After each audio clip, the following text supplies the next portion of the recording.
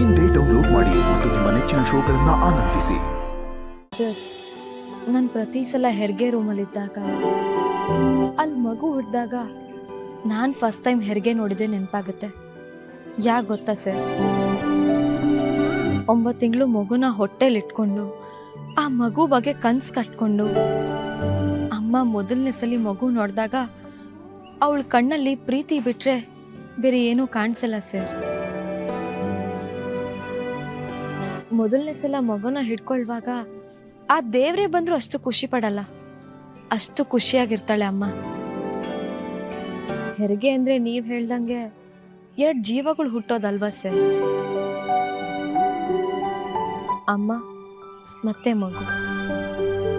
ನಾನು ಮೊದಲನೇ ಸಲ ಹೆರಿಗೆ ನೋಡ್ತಿರೋದಕ್ಕೂ ಈಗ ನೋಡ್ತಿರೋದಕ್ಕೂ ಜನ ಬದಲಾಗಿರ್ಬೋದು, ಪರಿಸ್ಥಿತಿ ಬದಲಾಗಿರ್ಬೋದು, ಡಾಕ್ಟರ್ ಕೂಡ ಬದಲಾಗಿರ್ಬೋದು.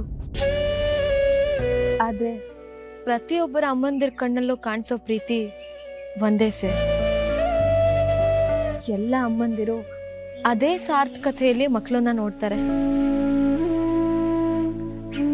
ಜೀವ ಕೊಡೋದಕ್ಕೋಸ್ಕರ ಜೀವ ಕಳ್ಕೊಂಡು ಮತ್ತೆ ಹುಟ್ಟೋ ಅಮ್ಮ ಎಷ್ಟು ಗ್ರೇಟ್ ಅಲ್ವಾ ಸರ್.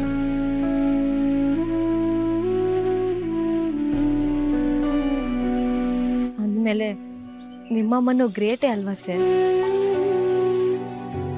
ಒಂದ್ ವೇಳೆ ನಿಮ್ಮಮ್ಮ ನಿಮ್ಮನ್ನ ದ್ವೇಷ ಮಾಡೋರಾಗಿದ್ದಿದ್ರೆ ಅವ್ರು ಅಷ್ಟೆಲ್ಲ ನೋವನ್ನ ಅನುಭವಿಸಿ ನಿಮಗ್ ಜೀವ ಕೊಡ್ತಿದ್ರ ಸರ್. ಯಾವ ತಾಯಿನೂ ತನ್ನ ಮಕ್ಕಳನ್ನ ದ್ವೇಷ ಮಾಡಕ್ಕಾಗಲ್ಲ ಅಲ್ವಾ ಸರ್. ಹಾಗೇನಾದ್ರೂ ಅವ್ರು ಮಾಡಿದ್ರೆ ಅವ್ರನ್ನ ದ್ವೇಷ ಮಾಡ್ಕೊಳಗಲ್ವಾ ಸರ್. ನಿಮ್ಮ ಈ ಗುಣ ನಿಮ್ಗೆ ಸುಮ್ನೆ ಬಂದಿರೋದಲ್ಲ.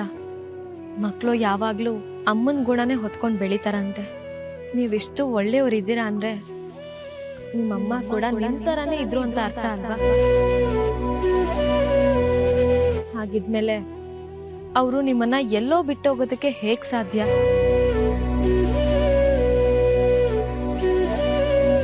ಅಂದ್ರೆ ಯಾವ ತಾಯಿನೂ ಏನೋ ದೊಡ್ಡ ಕಾರಣ ಇಲ್ದೆ ತನ್ನ ಮಗುವಿಂದ ದೂರ ಆಗಲ್ಲ ಸರ್.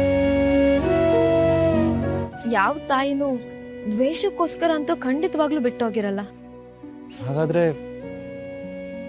ಅಮ್ಮ ನನ್ನ ಬಿಟ್ಟಾದ್ಮೇಲೆ ನನ್ನ ಹುಡ್ಕಾಡಿರ್ಬೋದು ಅಂತ ಹೇಳ್ತೀರಾ? ಇರ್ಬೋದು ಸರ್.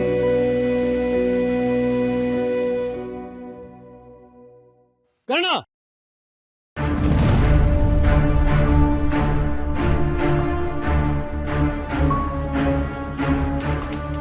ಮನೇಲಿ ಬೆಂಕಿ ಹಚ್ಚಿ ಚಳಿ ಕಾಯಿಸ್ತಾ ನಿಂತಿದ್ಯಾ ನೀನು?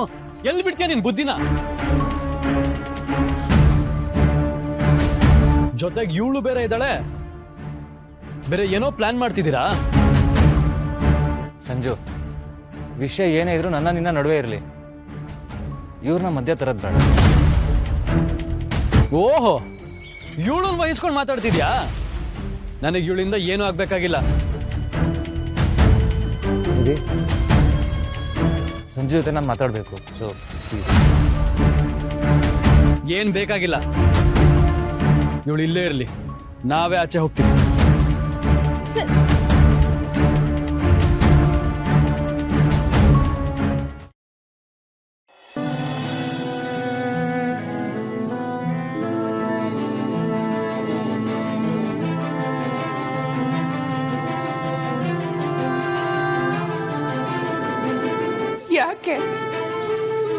ಯಾಕೆ ಹೀಗೆಲ್ಲ ಆಗ್ತಾ ಇದೆ?